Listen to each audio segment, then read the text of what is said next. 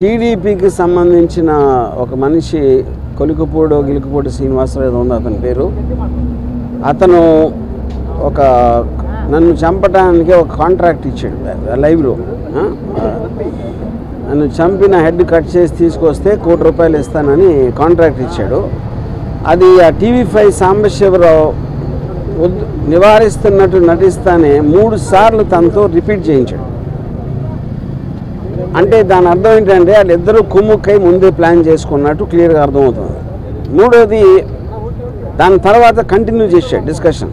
దాన్ని బట్టి కూడా అది ప్రూవ్ అవుతుంది.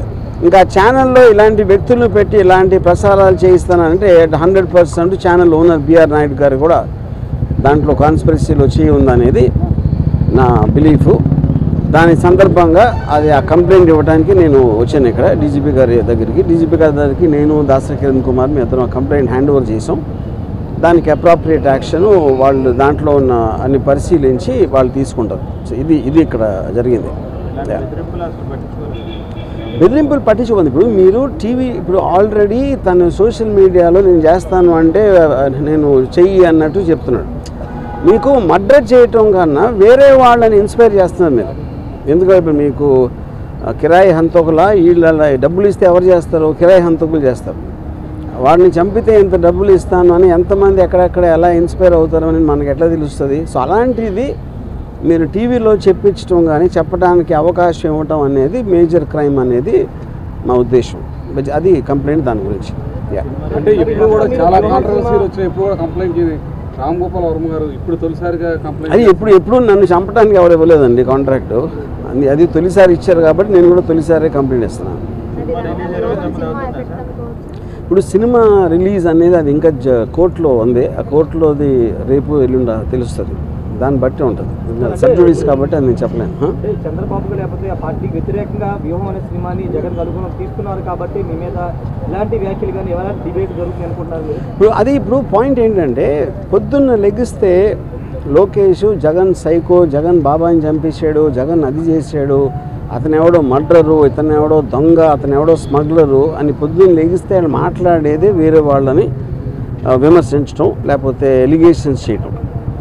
అలాంటిది వ్యూహం సినిమాలో ఏదో చూపించేస్తున్నానని వాళ్ళు ఊహించుకుని వాళ్ళు చేసేదే నేను చేస్తున్నానని చెప్పడానికి వాళ్ళకి అసలు ఏ విధంగా రైట్ ఉంది అనేది బిగ్గర్ క్వశ్చన్. అది వ్యూహం అనే సినిమా ఒక పొలిటికల్ కామెంట్, అది పొలిటికల్ ఒపీనియన్ నాది. దేశంలో ప్రతి ఒక్కరికి ఉన్నట్టే మీరు తెల్లారు లేస్తే మీరు డిబేట్లో మాట్లాడచ్చు, న్యూస్ పేపర్లో రాయొచ్చు, లేకపోతే బుక్ రాయొచ్చు, న్యూస్ పేపర్లో కాలం చేయొచ్చు, ఒకళ్ళిద్దరితో మాట్లాడుకోవచ్చు, ట్వీట్ పెట్టచ్చు, అలాగే సినిమా తీయచ్చు. అన్నీ కూడా మాధ్యమాలు. కంటెంట్ అనేది ఎక్స్ప్రెస్ చేయడానికి నాకే కాదు ఎవరికైనా రైట్ ఉంటుంది. అదే నేను చేస్తున్నాను.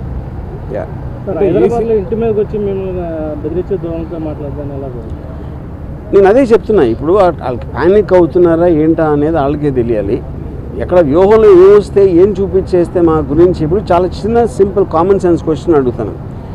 మీరేమీ తప్పు చేయనప్పుడు మీకు అసలు భయపడాల్సిన అవసరం ఏంటి? నేను ఏదన్నా ఉన్నది లేనట్టు చూపించేస్తే వాళ్ళందరూ ఎదవలా నమ్మటానికి ప్రజలు ఎవరన్నా ఏమన్నా అంటే నమ్మేస్తారా? ఎవరన్నా ఏం చూపిస్తే అది నమ్మేస్తారా? ఫైనల్గా మీకు చూపించిన దాంట్లో ఉందా లేదా ఏముంది అనేది వాళ్ళకి తెలియదు. ఎందుకంటే ఎవరు సినిమా చూడాల.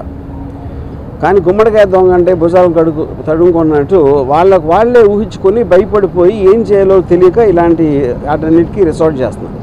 ఫర్ ఎగ్జాంపుల్ ఈ శ్రీనివాసరావు అనే అతను నిన్న రాత్రి అన్నాడు, ఇప్పుడు ఆల్రెడీ 24 hours అయిపోయింది, ఎవ్వరూ కూడా అతన్ని కండెమ్ చేసిన పోలేదు. ఎందుకంటే వాళ్ళ పేర్లు చెప్పెడతాను.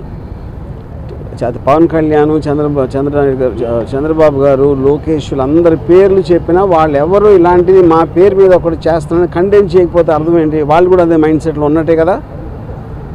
అంటే ప్రధానంగా ఈ సినిమాలో మీరు క్యారెక్టర్ అసాసినేట్ చేశారని ఆరోపణలు నేను అదే లోకేష్ ఫ్యామిలీ కానీ లేకపోతే చంద్రబాబు గారి ఫ్యామిలీ కానీ మొత్తాన్ని కాదండి, నేను అదే అంటున్నా.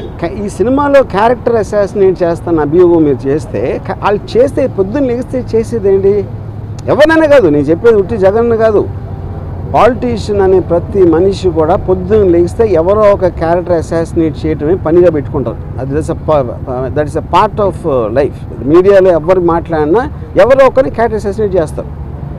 ఓకే, క్యారెక్టర్ అసాసినేషన్ కేవలం ఒక పేరు, అది లేబుల్. యాక్చువల్ పాయింట్ ఏంటి? అది ఒపీనియన్ చెప్తున్నారు, ఒకళ్ళ మీద ఒకన్న ఒపీనియన్ వాళ్ళు చెప్తున్నారు. అది ప్రజాస్వామ్యంలో that is a fundamental right granted under article 19 to tell an opinion. సినిమాలో నేను చేసింది అదే. ఆబ్వియస్లీ వాళ్ళ ప్రాసెస్, వాళ్ళ ప్రొసీజర్ ఉంటుంది, దాన్ని బట్టి వాళ్ళు దే విల్ టేక్ యాక్షన్.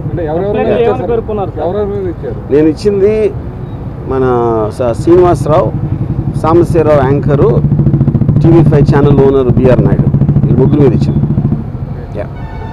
ఈ సినిమాలు చాలా మంది కాంట్రవర్సీ ఉంటాయి, ఎప్పుడు లేని విధంగా ఈ సినిమాకి ఎక్కువ కాంట్రవర్సీ ఉండడానికి కారణం అది మీరు టీడీపీ వాళ్ళని అడగాలి.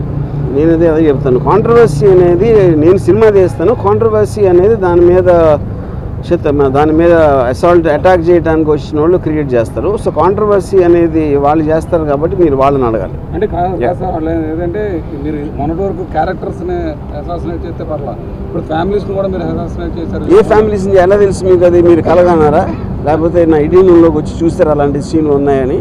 అంటే మీ ట్రైలర్లో కానీ వాటితో కానీ మొత్తం నేను అదే చెప్తున్నా, మీరు చెప్పండి ఏ ఫ్యామిలీలో ఎవరిని అసాసినేట్ చేస్తే చెప్పండి, ఒక ఎగ్జాంపుల్ చెప్పండి. అంటే వాళ్ళు చెప్తున్న నేను అదే అంటున్నాండి, వాళ్ళు చూసింది మీరు చూసింది ఒకటే కదా ట్రైలర్లో. నేను కొన్ని సపరేట్గా వాళ్ళకి పంపించలేదు కదా సినిమాని చూడటానికి. Yeah okay.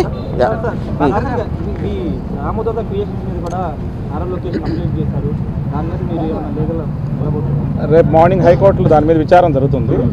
Wait and see, చూద్దాం. అనుకున్న టైం సినిమా రిలీజ్ అయితే అనుకుంటున్నారా? ఇప్పుడు అది నేను కోర్టు గురించి కామెంట్ చేసినట్టు ఉంటుంది. కోర్టు అనేది తేల్చకుండా నేను చెప్పలేను, అది పరిధిలో ఉంది కాబట్టి. Yeah thank you. ఓకే.